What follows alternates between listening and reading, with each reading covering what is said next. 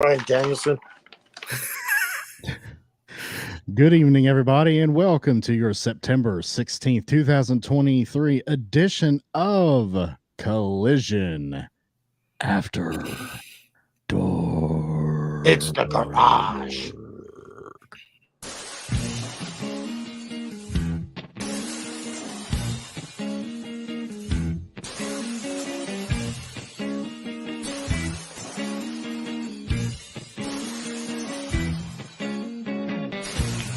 It's Collision After Dark, baby.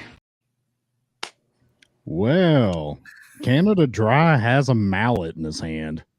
So we had Joseph Grape said he's going to be really negative on the show, so I thought I'd bring out. So I'm going to try not to be negative, okay? You're going to try not to. So then I'm going to try not to use the hammer. Okay. Canada Dry is going to bludgeon you to death with a mallet. Maybe that's what I need. I am an honorary bludgeon brother. We got Noob in the house. What is going on, Noob? We have already got somebody backstage. I'm gonna go ahead and bring him in. What's up, everybody? PCB, what's up, man? Nothing much. We're not even at our first match yet, PCB. Oh, my bad. Let's introduce ourselves. Do you have something you wanted to share with us real quick? No, I'm really excited for you guys for this episode. And we're excited to see you guys. Let's keep fighting. Yes, sir. Just keep fighting, Caleb. Have a good evening, buddy. All right. Yeah, I forgot to even do the introduction. I told you guys I'm half asleep here. But I am not JFB once again. I am the effing expert, Mr. Isaacs. I am in the driver's seat this evening. You guys know how this goes. I got two cohorts with me this time. We did not have a foursome. We got a threesome. Now, don't double check the tube site that you're on. I promise it's the right one. Okay? This is a very innocent threesome talking about pro wrestling. Now, let's start with the gentleman right below, who is the co-host of this program. Introduce yourself, sir. I'm, of course, the patron saint of all of professional wrestling. I am known as that gingered up, bubbly son of a bitch. My name is Canada Dry. Woo-wee. And the guy that I have right next to me, the frickin' Iron Man. I just need to, on my mixer, I just need to get I am Iron Man. Guy with the best hair in podcasting history. Introduce yourself, sir. Well, I am the effing Golden Graham, a.k.a. GM Joe, for everyone who knows me from AFW. A.k.a. Iron Man. Yes. How are we doing tonight, gentlemen?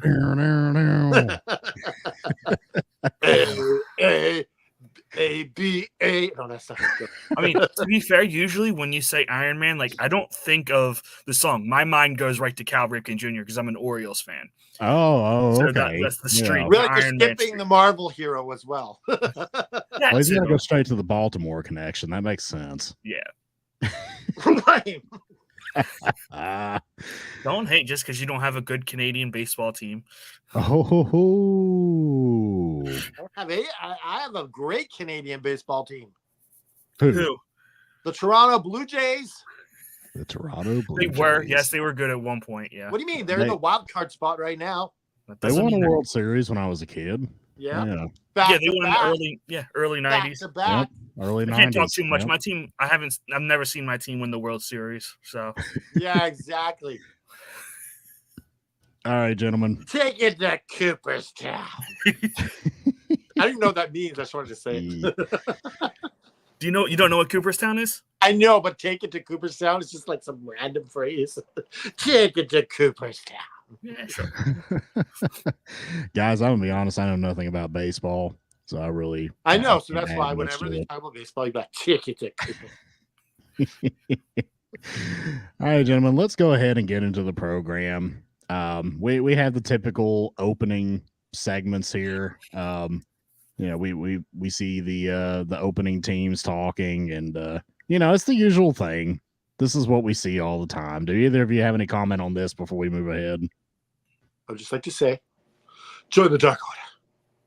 Join the Dark Order. There we go. That is all. That's a hell of a screenshot there of us all holding up our Yes. hands like Yeah. that. Interesting enough, later on the show, we'll kind of get into this a little bit more. But Stu Grayson is no longer with the Righteous. This is true? I don't watch ROH, so I don't know. Well, I don't they either. were just talking about them too as the Righteous, and then so it's interesting. I have Yeah. no idea.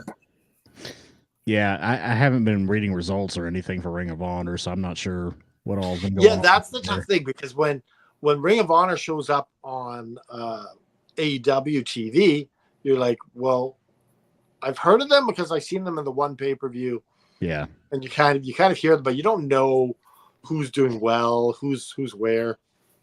Yeah. I mean, I've heard a lot of those guys because I've watched pre-Tony Khan Ring of Honor. So, I mean, I've seen a lot of those guys, but I couldn't tell you anything they've been doing But lately. they weren't the Righteous at that time, were they? No. No, they were the Kingdom.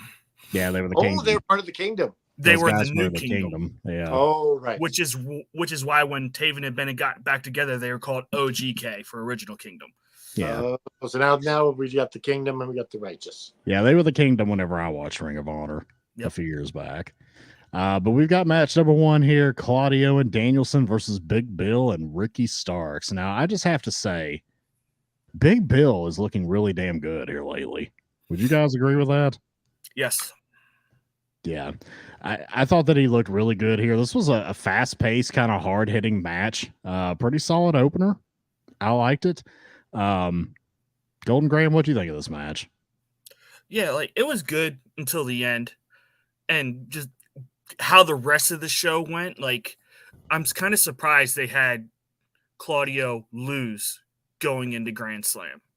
Usually you want to keep your champion strong. You don't want him going in on a loss. Well, I think that's why he didn't take the pin.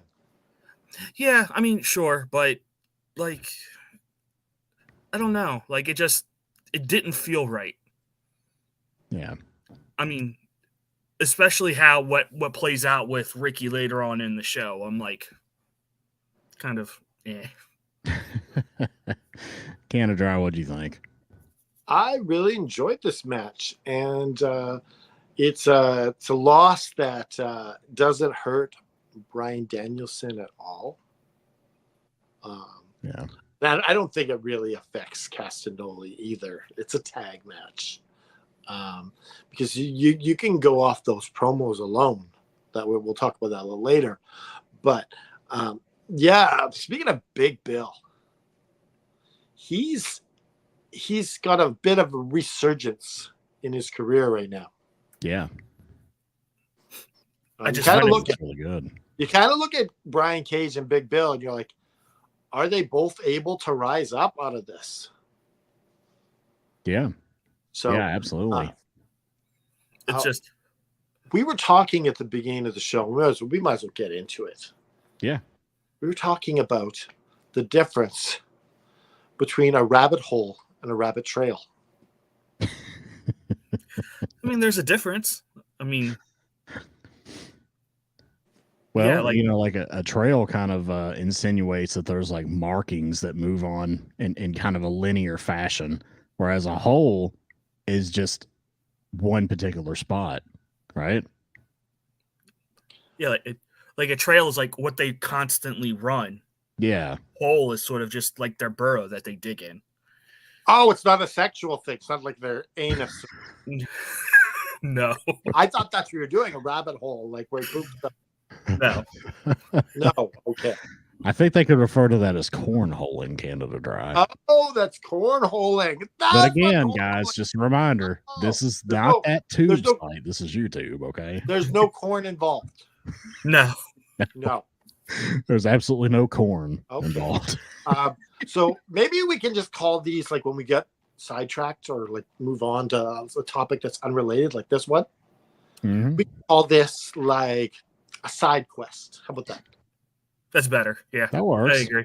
You know, it's kind of like when you're playing Fallout 3 or Skyrim, and you get the little side quest where like the like the baker and the town is like, hey guys, I really need your help getting rid of this band of pirates. And then like you pick up the mission, you gotta go kill the pirates. You know, like that's what the side quest is. If Do you, you know want what a game, if you want a game of side quest, play Diablo 4. There's like 75, 50, Oh, 80 wow. of them. That is. Do you know what my favorite side quest was? What's that?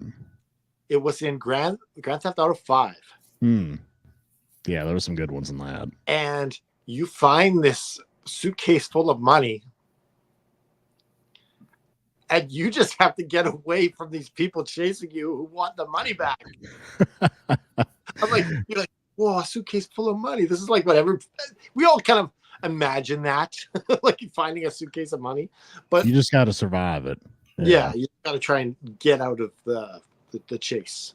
Well, it's like in the Fallout games, like I just mentioned, you know, the main story will be 10 hours long, but the side quest added onto it makes it like 60 or 70 hours long. And it's like side quests spawn more side quests. It's like they're never ending. Yeah, they keep bouncing off each other and creating new ones, and it just never stops. It just keeps going forever. That's what just kind of happened with us. We started talking about rabbit trails, and then Yep. we side quested all the way here. Well, side questing is going to happen a lot because my brain is all over the place, and I think you gentlemen are on par with me. So, Yep. After the match, we've got Hobbs and Miro doing the weird promo thing. Book of Hobbs, you know, Miro's promos. What is going on here, guys? Like Miro makes an appearance, and then all of a sudden it's just a month of promos again. Like this is becoming like a every couple of weeks thing here, right? And why is he blaming God for the fact that his wife is back in his life? My hot, flexible wife, come Who's down. And going make me to lose my tempt me? match. I'm like, no, he's not tempting you. You're married. It's not no bad thing. You're married to her.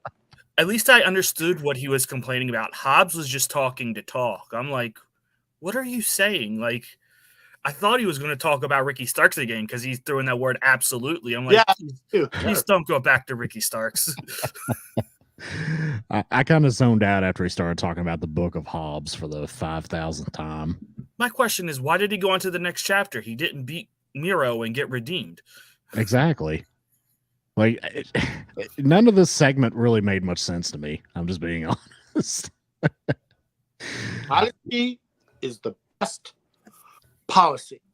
It definitely is. And when you do a wrestling podcast, it's very important that you exude honesty. Yes. Honesty. All right, moving on to match number 2. We had the Iron Savages versus FTR for the AEW Tag Team Championship. Apparently, Iron Savages somehow became number 1 contenders here, fellas. The match, right at the very start of it, FTR hits a shatter machine on whoever the third guy is. I'm sorry, I have no clue who he is. I don't know their names. He was pointing to his abs and saying, "Look, Dax Harwood, you're a great wrestler, but I got abs." And Like, then he real gets a quick, can we shatter talk machine. about this real quick? Yeah. Who is he to go at freaking Dax when his 2 teammates are more rotund than him? I just like to know who the hell the guy is. I have no clue. Listen, when you got abs, they don't need to know your name. You got that Iron Savage sauce, right? Yeah. It's the reason why Tony Nese is a main eventer, right? He took You got that. those abs. You're built for success there. Yeah. So the Savages are really kind of taking it to him right out of the gate here. This is a pretty intense match, and I kind of like the psychology of an underdog just running straight up the middle aggressively at the more powerful champion, because at least it kind of gives an aura of, oh, the champions were caught off guard and they're hit with an unexpected heavy attack from a challenger that they thought would be underwhelming, you know, kind of that Buster Douglas, Mike Tyson thing. So I understood that. That made a lot of sense to me. You know, it was a relatively short match. Obviously, FTR ends up coming up with the victory, and well, we'll get to the part after that here in a minute. I want to give you guys a chance to speak. Canada Dry, what do you think of this match? Yeah, I agree with you on the fact that they went from unknown. They went from being like, I guess they were obviously on Ring of Honor. Yes, that's right. They went from being Bear Country, and now they added a third guy. And I would have liked you, and it's so simple. They just have to get on the mic and say, "This is an open challenge. Whoever comes out first gets to face us." Yeah. And then, boom, Iron Savages come out. You get an explanation for why it's happening, and it's very, very simple and easy to do. So I didn't like that, but I enjoyed this match, even though it was short. I enjoyed this match between the Iron Savages. I think they showed a little bit of charisma, and a little bit something different from what they were showing before. A little bit of Dudley Boys with and I like the comment made by who are the announcers? Nigel. Yeah, Nigel and Kevin Kelly. Kevin Kelly. Yeah, said he put some Savage sauce, Iron Savage, in his coffee. He's like, "Oh, I'm feeling different." They got those two on the mic. Yeah. Golden Graham, what'd you think of all this, man? I thought the match was too short. Like both of you said, like I felt like it ended very abruptly. Like I would have liked to see even like 3-4 more minutes just to see the comeback from FTR, just to sell like how legit these guys are supposed to be. I enjoyed the most of the. I mean, the match was fine. Can we also talk about how the manager, he took that shatter machine or big rig, whatever they're calling it now, and then after the match he was still selling it on the outside? I was gonna get to that. That was funny. I'm like, is he really hurt? I had a line of saying, well, after all the match and the promo and everything was over, the third man's apparently dead from the shatter machine. Like, he literally hadn't moved the entire time. But yeah, I hope this isn't what every one of these matches are going to be, where the opponents take like 98% of the match and then they just hit a finish out of nowhere, because that'll get very boring. And FTR is so much better than that. So, but you know what I liked about this match? Even though Iron Savages didn't, they showed a little bit something, and they upgraded just this much. Right? Yeah. I just don't want to see the same formula with every match for however long they play. No, I don't either. But Mr. Positivity here wants to see the glass half full, and you look at every little thing to enjoy what you're watching. Fair enough. At the end of the match, the Workhorsemen, talk about another random team that has in no way done anything to earn a title shot, comes Except out, be on gets in ROH. FTR's face, and say, we want the next shot because we deserve it. We wrestled on Dark 8 months ago. No, but they did say that on ROH they've been killing it. Oh, I missed that line totally. But yeah, I believe it. I know they were wrestling on Ring of Honor. I remember reading about that. See, I would much rather just have what Canada Dry said. Every week they come out, they say it's an open challenge, first team to come out gets a shot, and just have teams come out. That's a much better way to do it. Yeah. Plus, that's like how an open challenge is supposed to be. Not, here's an open challenge, and we'll let you know a week ahead of time who it is. That's just you scheduling matches. Right. We kind of it's like the old Seinfeld gag. You make the reservation to hold the car. But in this case, it's like you make the open challenge for someone to come out on the show. Favorite Not part to announce it. So Seinfeld bit is. What's up?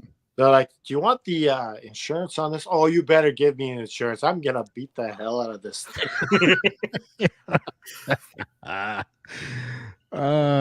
We see Aussie open. They're in the usual spot where we just happen to be standing and watching a monitor, and we call that the Bret Hart spot. The Bret Hart spot. Although the Bret Hart spot's more like he's standing and like away from the screen, but he's got his head cocked all the way to the side to see the screen. They, they didn't quite do that, but That's what they do in the WWE all the time. Because that's how everybody watches TV, right? And then chiropractors make a ton of money all across the country off of wrestling marks. Yeah, why wouldn't Brett want to be sitting down? Yeah. I mean, Good question. Brett's like, I'm the best there is, the best there was, and the best there ever will be. Can I get an effing chair, please? We go to another Keith Lee promo. I don't know. Keith Lee's wearing his anime hoodie like usual and starts talking for about 5 seconds, and he's interrupted by Shane Taylor with Lee Moriarty. And that was basically the end of it.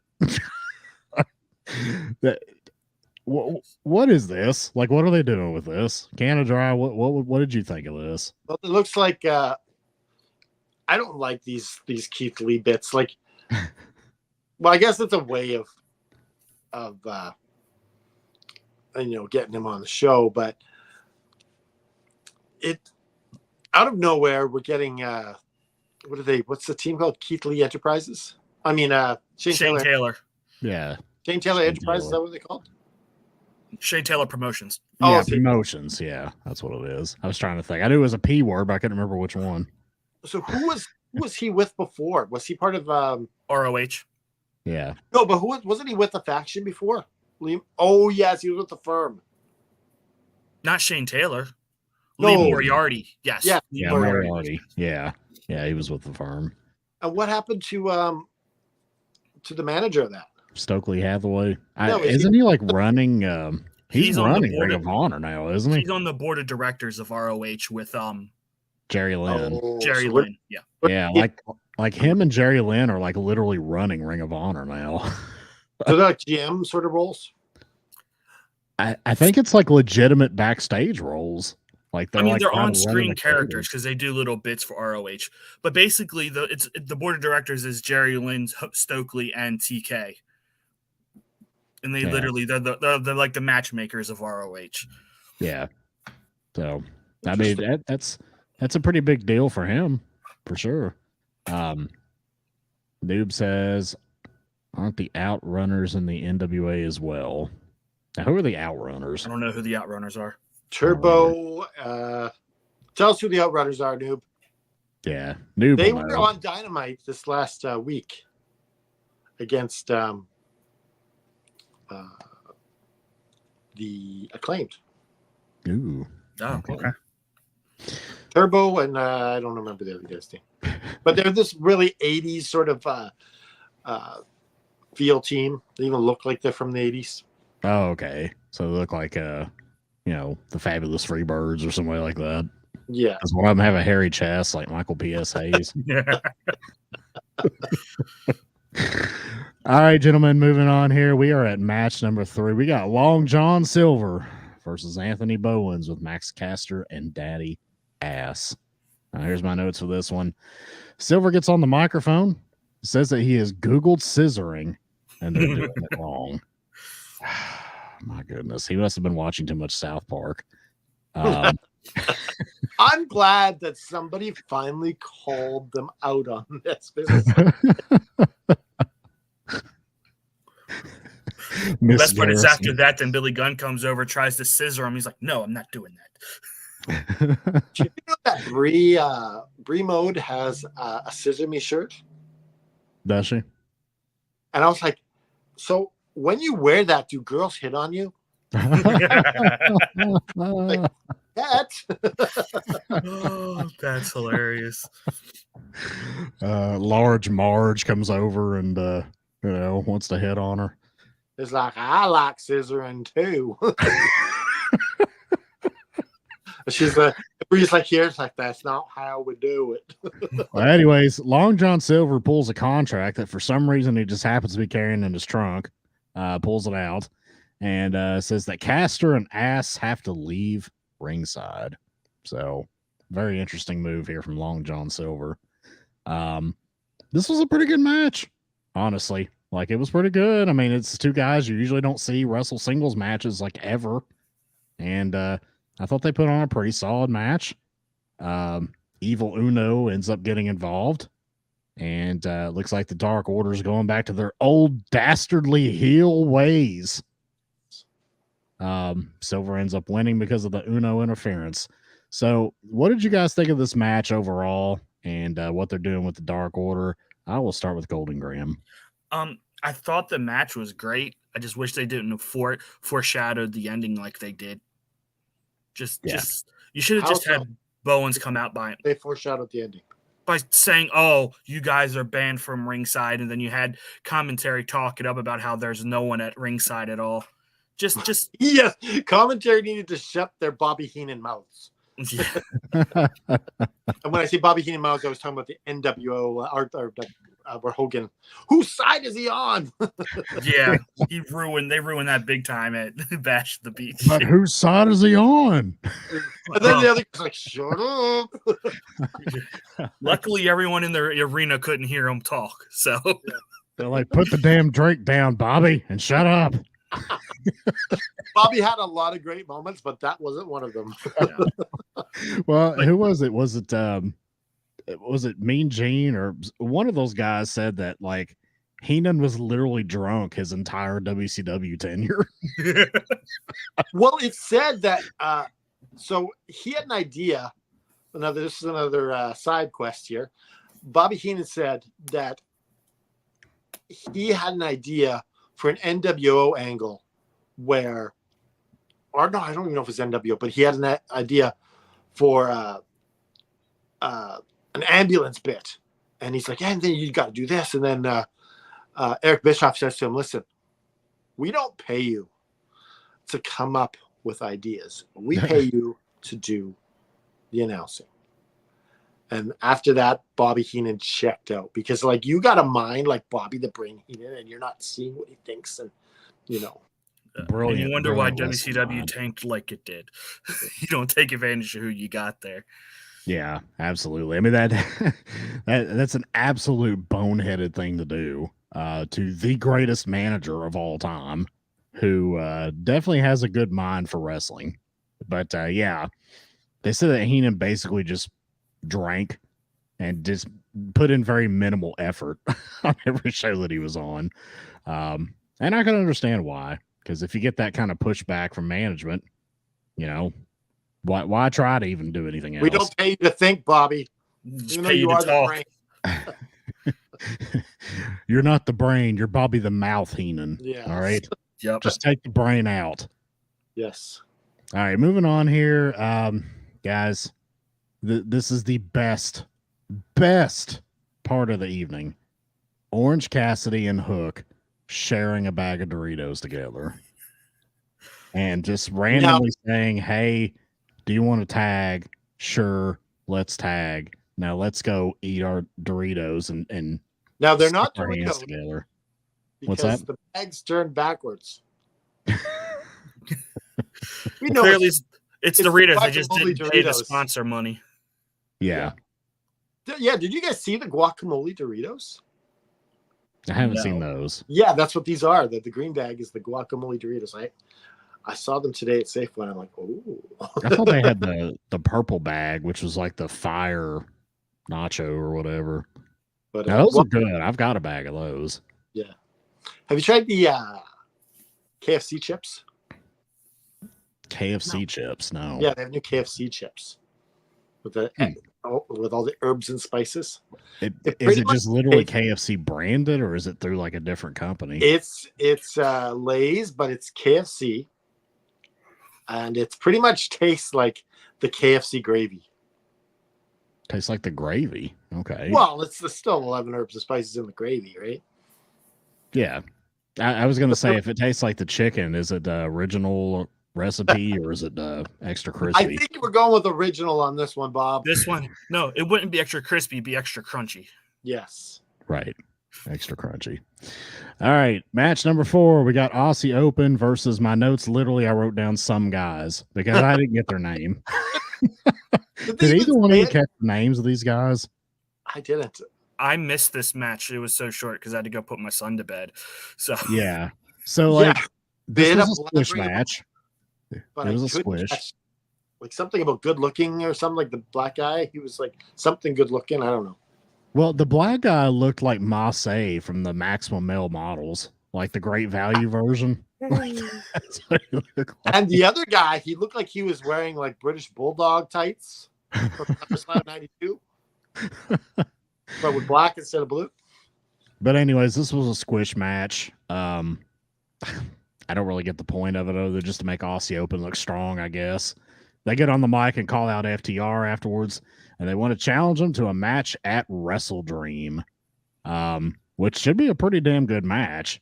Really should. What do you guys think of Aussie Open going against FTR at Wrestle Dream? All right, let me just comment here because Aussie Open says everything that you've done, we've also done. But clearly that's not true. No. You're like, you've won the ROH titles. We've won the ROH titles. You've won the IWGP championships, tag team champions. We've won that. You've won the WWE. Oh, well, we haven't yet. Okay, we're working on that one. You run ROH? I mean, AEW, AAA, you know? Yeah. Yeah, you didn't mention AAA, didn't mention WWE, didn't mention AEW. So you got a little ways to go, Aussie Open. No, Canada Dry. We've done exactly the same thing as you because we wrestle in Ring of Honor every week. Yeah.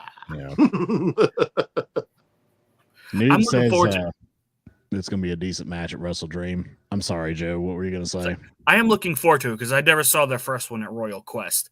So I'm looking forward to seeing the match. Did you guys play Super Mario 2? Yes. Of course. Yeah. Oh, did you finish Super Mario 2? Oh, jeez. I don't Probably remember. not, no. Probably okay. not. End of it. Mario's in his bed dreaming, and it's all a dream. The whole game is a dream. Yes, it's just Mario dream. I know that was like the most polarizing Mario game. I thought it was great because it's so different. It was based on Yoki Panic, and they just changed the characters. But Wrestle Dream, at the end, you see Tony Khan sleeping in his bed, and it's all a dream. And he wakes up and None of this counts. It doesn't matter. Like, wow, a great dream. He gets up and CM Punk's laying on one side of him and Cody Rhodes on the other. I knew it was all a dream, guys. Oh, he's done with Hulk Hogan. He's like, I told you I wasn't banned, brother. You better watch for cameras in here, brother. That or Tony Khan wakes up screaming like he's had a bad dream this last year and a cold sweat. All right. Well, we got a couple random promos here. I got in my notes short Tony Storm promo. They ran a little Scorpio Sky promo right before he literally made his entrance. I'm not really sure what purpose that served. Led into match number 5, Scorpio Sky versus Andrade El Idolo. Now, I think this was a pretty good match.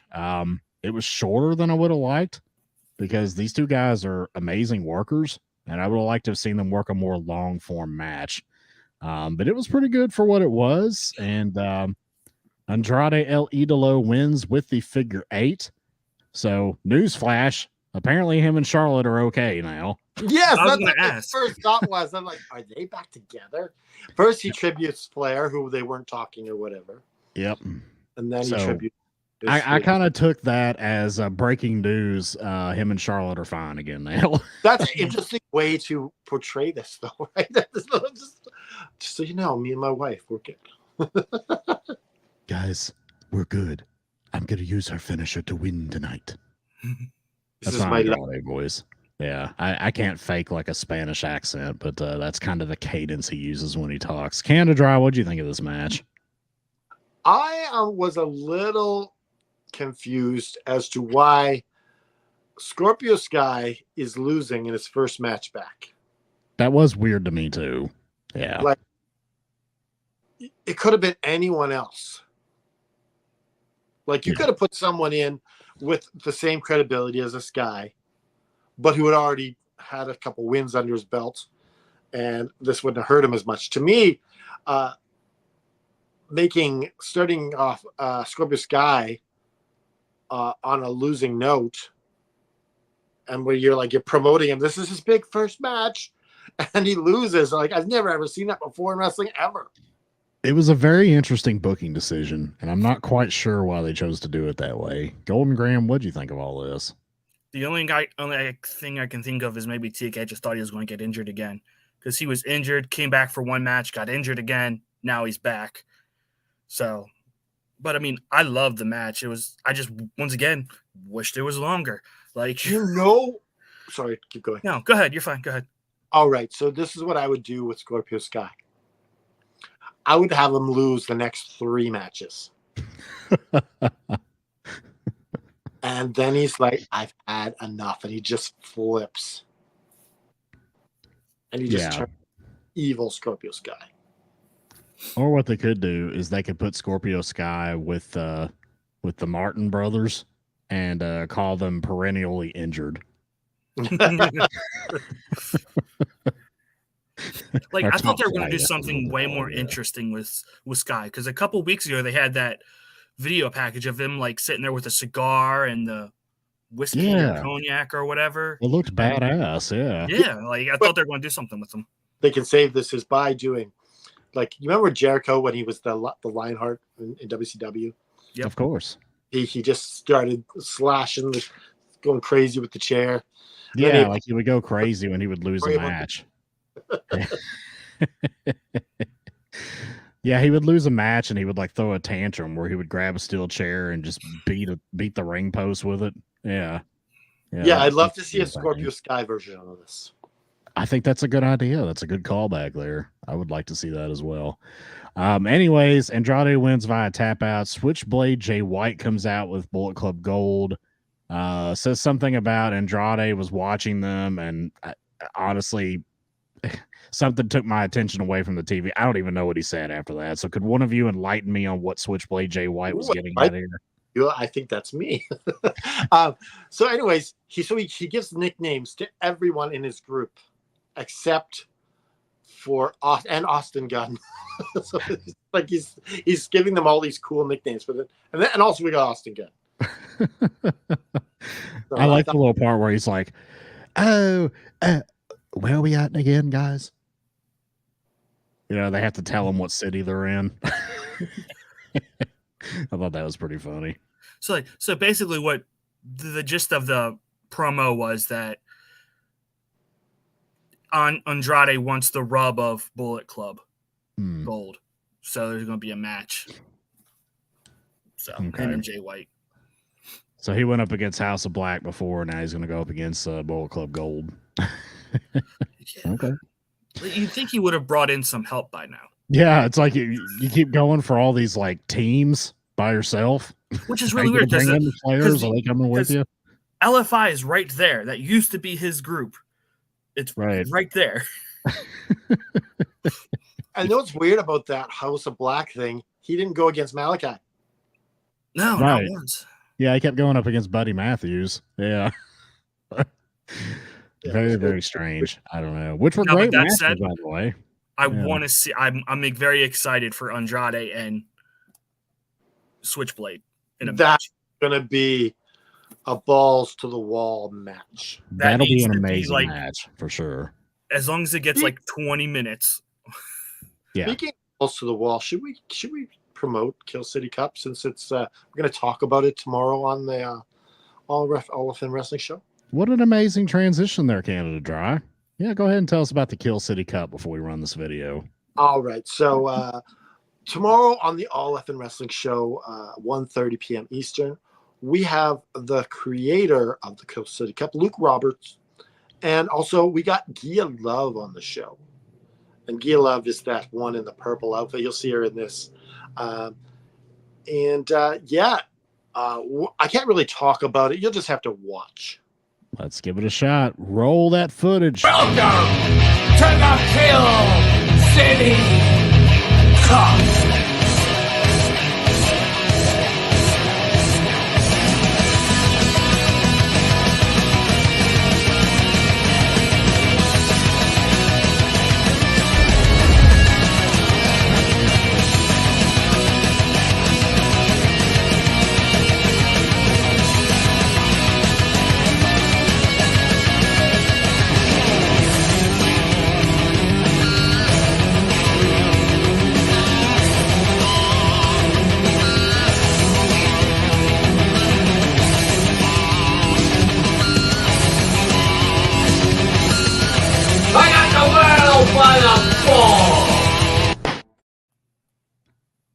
grab the world by the balls. Now, I got kind of hooked into this because friend of the show, Natalia Markova, starring in it, and I have to watch if Natalia Markova is starring in it. And then I got to be friends with Luke Roberts, and he's such a great guy. So you'll really like what he has to say, and just the personality. He's just an overall positive guy. So yeah. I can't wait to check that out. I plan on checking it out live, and I think everybody listening should do so as well. But the Kill City Cup, amazing stuff. I mean, that's just so cool. All right. Moving on here, we have Shibata called out somebody with Google Translate, and the volume was so low I didn't have the TV turned up loud enough to even hear who he was calling out. I don't think he called anyone out. He just said he's going to be at Wrestle Dream. Is that what it said? Yes, and it was like because I heard that and I was like, wait a minute, who did he call out? Like what? I do think it's funny they've got this little gimmick of him doing the Google Translate because he doesn't speak English, at least not well enough. I do think that's a pretty funny thing to do. But yeah, nothing really of note here. I guess Shibata's going to be there. Who the hell knows who he's going to wrestle? I'm sure it'll be a good match regardless. But Shibata, he can go against anyone and it'll be great. Yeah, absolutely. Shibata, OC, whatever, 2 or 3. Give me that. Ooh, think that could be good. Yeah. Match number 6, we've got the Hardys versus the Righteous, who we kind of talked about earlier. Used to be the Kingdom. This was it was an all right match. It's kind of odd to see Jeff Hardy take the pin from these guys. That was kind of a little strange to me. But what'd you guys think of this match? Canada Dry, what'd you think of the Righteous in their debut here on Collision? Yeah, it seems like they foreshadowed the Kingdom winning as well. Or sorry, you guys have screwed me over. They foreshadowed the Righteous winning as well. The announcers as well. It's like, what? This is such a big surprise because they were like, oh yeah, the Hardys got this. It's in the bag. Pretty much the whole match. Oh, they're gonna pin him like pretty much. They're just like overselling the fact the Hardys got this one. And they're like, oh, this is the biggest upset in Collision history. But yeah, the after promo, it needed a little work. Yeah, it was a little sloppy. I didn't get that far, but the aftermatch promo, they called out in a roundabout way, called out MJF and Adam Cole for the Ring of Honor Tag Team Championship. Even though they called him the ROH champion. Yeah. Yeah, it seemed like they were trying too hard to be Bray Wyatt. Yeah. Yeah. I mean, Vincent, he's got the look and everything. I mean, he's basically like, dollar store Bray Wyatt, pretty much. Yeah, and he's trying to do the voice too. Listen, man. They lying to you, man. Yes, totally. You don't know what they doing, man. Golden Graham, what'd you think of all this? Okay, so here's going to be like the one negative thing. Like, the booking really killed this crowd tonight for like the most part. A lot of like just weird, lots of heels winning. You can't it really killed the crowd. You could tell, especially after this match, you could just hear the air just go, just leave this. Yeah, because they wanted the Hardys. They come like, Hardys. You figure. And this was coming right after Johnny Hungy beat Anthony Bowens, and then you had the opening match, the tag match. I mean, it's just, you could tell the fans were not very happy with who was winning tonight. FDR was the only fan favorite that won. Yeah. Yeah. So we get a FTR promo after that. Basically standard stuff. We're the best, top guys out, the whole shtick. Which leads us into... Can I ask you guys a question real quick? Yeah. Did you see a lot of the really technical screw-ups for the backstage interviews tonight? There was like one where you actually see like the guy clapping, counting down. Yes, I was like, really? Is that on purpose? And then and then they're just standing there for a good 10 seconds silent. Like, it happened a couple of times. I'm like, man, y'all production is off tonight. Yeah, that was just the one. I didn't think I've seen it again. It happened like twice at least that I know. Wow. Damn. Tell Christopher Daniels to get on that shit and figure it out. Maybe it's happening because Christopher Daniels is on the show now. It's like, oh, no CM Punk to worry about now. Woo! we can slack. Noob wants to add a comment about the Righteous, not to mention Dutch's dollar store brother love. Oh. I love Oh, I would you. love it if he just went out as the loving. I love you. Just everyone. I love you so much. Just be the really creepy uncle. I want you for me because I love you so much. The uncle that likes hugging you a little too much. Yep. Yeah. Don't let go. It's nice. All right, guys, we're at the main event now. Match number 7, Dr. Britt Baker, DMD, versus Chris Statlander for the TBS Championship. They carded JR out for commentary for this one. They do that for every main event, I think, on Collision. Yeah, they bring him out. You don't Golf cart or something, just to take him out, like just something to drive him to the ring. I would laugh if next time I go to either Dynamite or Collision, they literally bring him out on a golf cart. Yeah. Like, so they bring out good old JR for this one. I thought this was a really good match. It was really good back and forth. The crowd was hot, obviously behind Britt Baker. Very solid. And I like the way it ended. I like the finish with the pin reversal from Statlander out of Britt Baker's submission move. I thought that was a nice little touch. It kept Britt Baker looking strong, made it look like this could continue further down the road. And I liked it. I thought it was a good match. Canada Dry, what'd you think? I absolutely loved it. The main reason was because I think I said this a couple times. F you, Britt Baker. You're not winning this title. And I was convinced that they were giving the title to Britt Baker. Yeah. And that is when wrestling is at its best.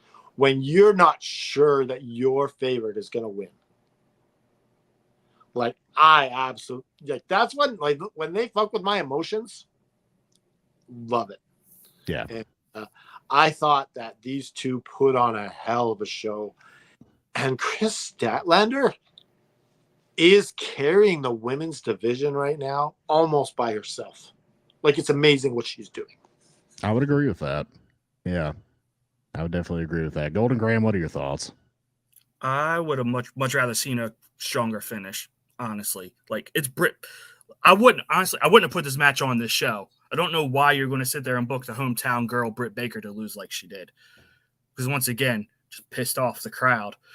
Like, they were booing Statlander. Like, she is your top baby face in the women's division right now. He likes the baby faces to win.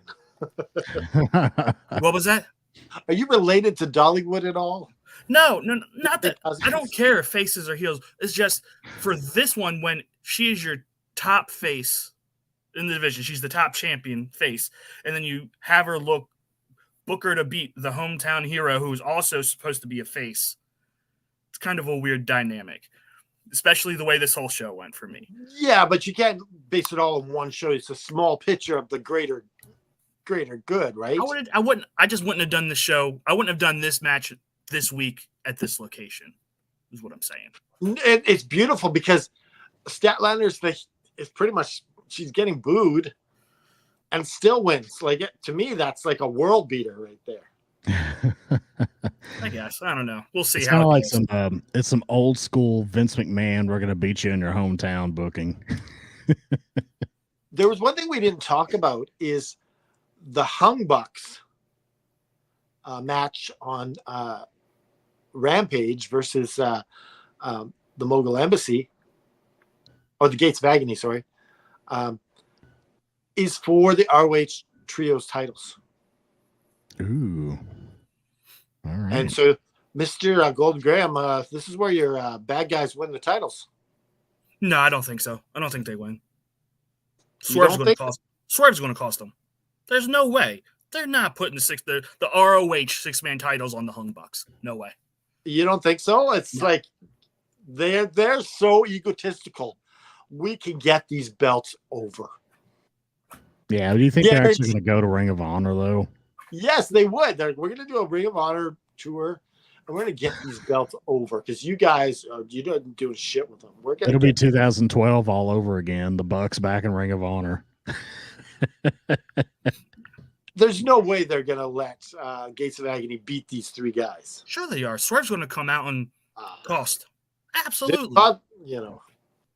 I just really the Elite have done nothing but lose here as of late. The big matches, no reason to change that right now. Or to be a DQ finish. Yeah, there's no way the Hung Bucks are getting these titles. Yeah, Smoz finish. Yeah.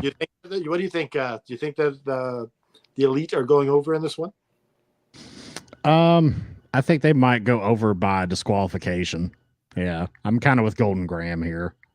I think Swerve is going to get involved, and it's going to be a Smoz finish, a DQ, where they don't actually win the titles, but they win the match by DQ. Yeah, that's what. Well, we'll have to stay out of the spoilers because we won't be able to talk about that on an after show because it's on Rampage. Yeah. Well, it's a 2-hour Rampage show. It's live. Oh. I'm almost certain it's live. I could be wrong. Oh, is Rampage going to be 2 hours this upcoming week? Yeah, because it's they did this last year. It's a Grand Slam Rampage, so it's 2 hours. Okay. Okay, that's how they're fitting it all in. I don't think it's live though because I don't know. I could be wrong. I thought I saw that it was live. You're right. Guys, I want you to all leave the building and come back for Rampage in a couple days. Well, hell, most of the people leave the building anyways when Rampage is on. Like, I've noticed they're starting to darken the crowd for Rampage now, which is good because, like, when I went to Dynamite back in January, like, I would say literally 30 to 40% of the crowd left before Rampage started. Is there a way that maybe you can do some pre-Rampage matches? Yeah. I mean, you could. Yeah, I mean, you definitely could. I mean, I think it would be better to do Rampage an hour before Dynamite. Yeah, I think that'd be better. Well, yeah, you put a half an hour of pre-matches, and then you put a half an hour at the end, and you're not having such a bad outcome at the end because people are like, "Oh, it's only another half hour." So, and I'm gonna say it now, and I hope he hears this. Sean Ross Sapp even left whenever Rampage was going to start. So. But we've had some good Rampages lately. Yeah, Rampage has been pretty dope here lately, honestly. Yeah. Like it's been really, really good. Yeah. We witnessed Jade Cargill's best match in AEW on Friday Night Rampage. I know you mentioned that on Magic this morning or earlier this afternoon, and I got to go back and check that out. I haven't seen it, but yeah, I'm going to check that out. But yeah, Rampage has been killing it here the past few weeks. And I can't be the one to actually come up with this, but because Jericho said it during the match, he's like, "This is Jade Cargill's best match." Oh, wow. He actually said that on commentary, huh? Yeah. Wow. That's impressive. Yeah. Golden Graham, did you check out that match? Have you seen it? No, I fell asleep. Yeah, I did too. I try to stay up, but yeah. Yeah, you guys have to go back and watch that because, obviously, Statlander's a good person to carry a match, but, Jade Cargill's got to step up as well. I typically only make it about halfway through Rampage, and then, that's it. Because I get up early on Friday morning and go into the office, and it's just like, I can't hardly do a third hour of wrestling on Friday. Yeah, I'm watching it at 7:00, so it's a big difference as a watch. Right, yeah. Yep. It's very different for you. Yeah, you guys get to watch the whole night of wrestling without even, yawning. Really? Yawning? Oh, where did that come from? And see, the bearded dads up here, 10:30 at night, we're done. I got a beard too. This is a week's growth. Ooh, nice. Well, we need the I don't know where our Japanese contingent is that comes in and tells you how beautiful you are every Saturday night. I haven't seen them yet. Well, whenever I reject their advances. They go away for a bit and pout. Yeah. Is that what it is? Yeah, and then they're like, well, you know what? We got to gather our strength and, try to see if we can get Canada Dry, to come to Japan and, do some stuff. Become Japanese Dry. Right? Yeah. So I have a question for you two. Konnichiwa. Because this is something that's been bugging me with commentary. Yeah. Nigel McGuinness being a heel commentator. I can't stand it. I hate it in WWE where they bicker back and forth. Like when McGuinness first started, like he was great, but now that he's taken on this thing of being the heel guy, like freaking what's his face from WWE, Corey, I can't stand it. Like it takes away from the match for me. What's your opinion on it? I kind of agree with that. I think he's better as a straight man. Like I think he's better just calling the action as it is. I don't think that him playing the heel commentator really works that well. It kind of makes it seem a little awkward. Having a heel commentator, you don't need it. Yeah, not on this show. No. Yeah. And I think Nigel's not the guy to do it, to be quite frank. I don't think I do it anymore. I think it's all like it's not needed. It's old hat. Yeah. I mean, it is. Yeah. I tend to tune it out, and it doesn't really bother me. It's like, what did he call Brian Danielson? Oh, I don't remember. He called him what did he call him? He called him some weird name. Yeah, I forget. Noob in the chat, do you remember what he called Danielson? I don't recall. No, I don't recall. I'd probably need about another extra pot of coffee to remember a detail like that. Now, what do you take in your coffee, Jamie? It depends on the coffee. Like my favorite coffee is Cafe Bustelo, which is like the Cuban coffee that's in the yellow can. All right. That I tend to drink black because I love the taste of it. It's like a very dark, rich coffee. So I drink it black and I put stevia extract in it as my sweetener. Oh, stevia. Yeah. So it's like it's not sugar, but it's like a natural sweetener. So and he sticks his pinky out when he drinks it. Yes. I go like this and drink it. And then I host the Magic of Wrestling every Saturday. Oh, that's what okay. That's now we know why you're so on the game with that. It is loaded with caffeine, my friend. You drink a cup of that, you're gonna be good to go. You know what I'm drinking? I'm drinking the coffee from Comedians in Cars with Jerry Seinfeld. Oh, okay. What brand do they drink? Lavazza. Lavazza. Yes. Sounds very coffee snobbish. It's like that sounds like a snobbish coffee brand. Yeah, the coffee drink. Actually, it's fairly affordable. It's like this. It comes in a thing. It's very fine grind. I think the one I chose is called De La Creme. But yeah, I like a good dark roast because I like a good dark bold flavor with a ton of caffeine. Like that's what I like. I also have some medium roast Dunkin' Donuts, and yeah, you coffee snob the Dunkin' Donuts.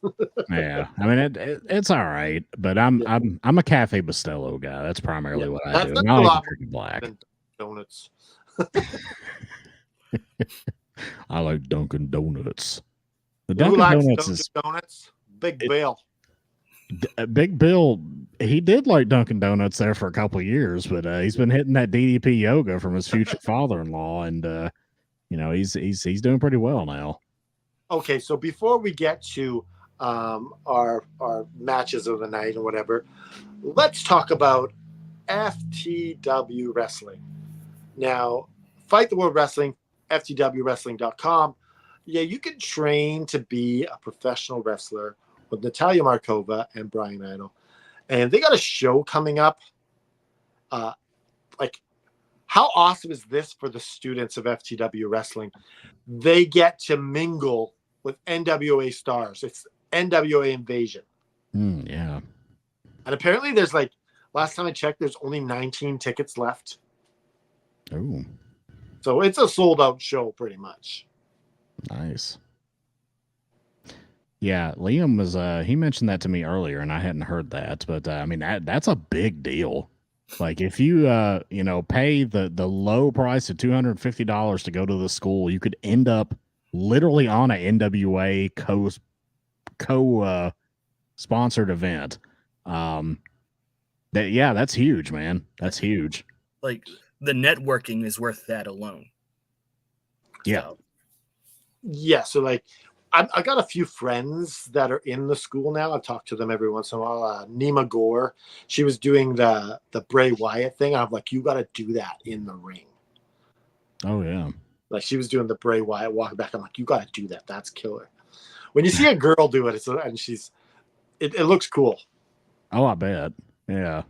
That's pretty cool. Yeah. So, I mean, we might see some of the future stars of tomorrow on this event. It's pretty exciting.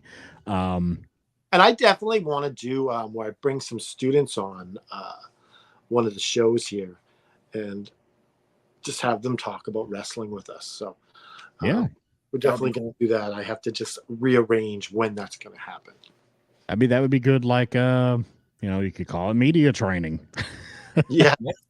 Sit in on all effing wrestling and chit chat about wrestling and get used to talking to people on podcasts and stuff. Because I mean, let's face it, if you become an established name in the indie scene, you're going to be doing shows like this. So I think that's good practice. All right, we are at the main event of the show, our show that is, and that is where we present our overall bell rating, match of the night, and segment of the night. And I will start with Golden Graham. Oh, he's gonna lowball the shit out of us. So, segment of the night is probably Andrade and Switchblade. Their little promo setting up the match next week. Match of the night, I'm giving it to Anthony Bowens and Johnny Hungy. I really liked it. And I'm going to give this like 2.75. Honestly, coming into this review today, I was ready to give it like a 2. But sitting here listening to you guys, you sort of swayed me on it a little bit. So, yeah. Canada, you're up, pal. All right. Guess I won't be needing this. Right. You've been spared the ride this time. Yeah, raised enough that I don't need to use it. So I can't believe we didn't talk about it, but the Tony Storm interview with the black and white. Oh, it's just like with RJ City. Lights off. Oh, soften them or something. She reminds me of like a female enlightened one right now. She's like, just get this god awful lamp. You mean the enlightened one's a male? Of course, the enlightened one's a male. I thought it was Markova in a mask. That's what I thought. A mask, even though we haven't seen, I guess you can guess who it is. I'm not gonna say, but you can guess. Anyways, my match of the night is Chris Statlander and Britt Baker. Back-to-back nights, you have Statlander main eventing, and like they are putting the world on this woman's shoulders. It's incredible. She's got the bionic knees. She can do it now. Yeah. So I'm giving this. I'm going to give 3.5. All right. So for me, this was not a very segment heavy show. So it's kind of hard to choose like a segment here, but gun to my head, if I had to choose one, I'd probably agree with Golden Graham. The Switchblade Jay White coming out and talking to Andrade. That would probably be my favorite segment as far as talking is concerned. My favorite match, I'm going to agree with my man Canada Dry here. I love the main event. Chris Statlander and Dr. Britt Baker. I love the finish. I thought it was great. Did you doubt Statlander's victory? What's that? Did you have doubt that Statlander would win? I figured she'd go over. No, you weren't like me. I was like, Screw you. Because Before the match, I was like, oh, Statlander's winning this. But as the match went on, I was like, oh my God, they're going to put this belt on Britt. I did have a moment when she That's put how on they her always finisher. Yeah. Statlander, they have her knee like, oh no, they're gonna have her knees cause her the match, and they do that way too much in AEW with the knee bit.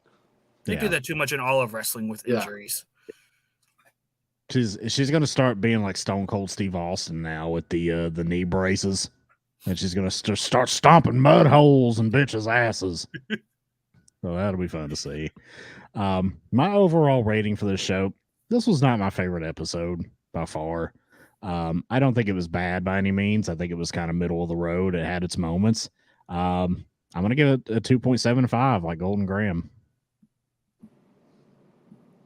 So a little better than average, right? Yeah. I mean, I would say 2 to 2.5 would be average. 2.75 is a little slightly, it's a tick above that. Yeah. Yeah. I mean, and still our aggregate average is 3. Oh, Yeah. there we go. Stars. So. I think that's solid. Yeah. I do think this show is kind of struggling a little bit to kind of regain an identity post Punk. Yeah. But I think they're going to get there. Weeks to do that. Yeah, it's going to get there. I mean, they've got some new talent they're cycling in.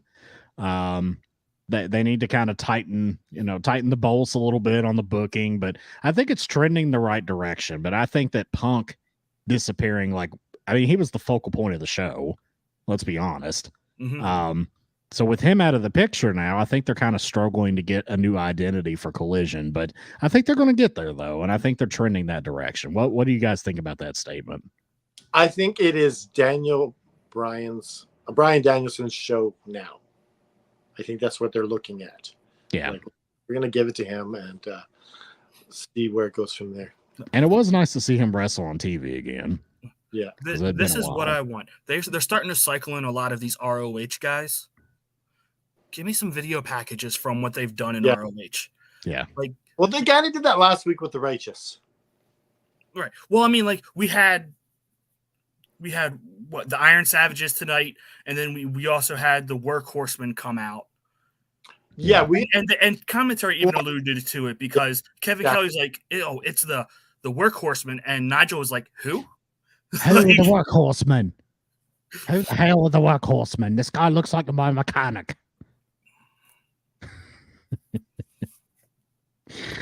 Noob says that he is giving the episode a 2.5. That's it. Get the hammer out. Go after Noob. Yep. I'm sorry, but Sonic the Hedgehog here's got to get it. Yeah. Which, ironically, that looks like a mallet from Super Smash Brothers, of which Sonic is a character. This is the Enlightened One's hammer. Gotcha. Well, what are you doing with it? I don't know. He left it. He forgot. Very quick on your feet there, Canada Dry. If you're implying that me and the Enlightened One are the same person. No, I said it was Natalia Markova. Look, I'm just saying we've never seen Canada Dry and the Enlightened One at the same place at the same time. No, we haven't, and I would like to meet him. He's got a very similar backdrop. Yes. Maybe he used my backdrop and left the hammer. I don't know. You know, he's an avid hockey aficionado, and he has an AEW replica title as well. Yeah. So, but a lot of us do. Could you imagine the Enlightened One at a hockey game? Yes, I can picture that. Should we pawn off these shirts? Yeah, we can do that. You want to pawn them off? How much you want to pawn them for? See if we can get people to buy them. Guys, you all know that we have plenty of t-shirts here on sale at Pro Wrestling Tees /effing wrestling. We got the Kool-Aid Cult shirt. You can get the Kool-Aid shirt that Mr. Canada Dry is rocking right now. You can get the this is the shirt that I have. I haven't cut the belly portion off of it, but it's the All Effing Wrestling Show middle finger shirt. And we got a few. Oh my goodness! You scared me. The Enlightenment has arrived. No, you can't leave that laying around, Enlightened One. Canada Dry might want to use it. Now, did you come on here to bludgeon somebody like Canada Dry did, or No, I talked to Canada Dry. I was gonna do the just keep fighting thing at the end of the show. okay, What? you can do that. Yeah. Well, let's go ahead and get through the rest of the spiel first, because if you like old school wrestling, and I know you guys do, you can go to prowrestlingtees.com/Adrian Adonis, who has appeared on a recent episode of the Vice documentary series Dark Side of the Ring. I'm Gentlemen. a big fan of the flower shop with Adrian Adonis. As am I. We all are. Adrian Adonis was an awesome talent. That is it for the evening, my friends. For Canada Drive, the Enlightened one. I don't know where Canada Drive went. And F and Golden Graham. We're going to let the Enlightened one finish us off for the evening. So the floor is yours, sir. All right. So, life is hard. Sometimes your roommate eats all your cat food, and when you're hungry, you don't have any strength. Someone lets out all your slaves. They're all wandering around the streets. But you have to gather the strength inside you. You have to stand up and say, I am enlightened one, hear me roar. And remember to just keep fighting.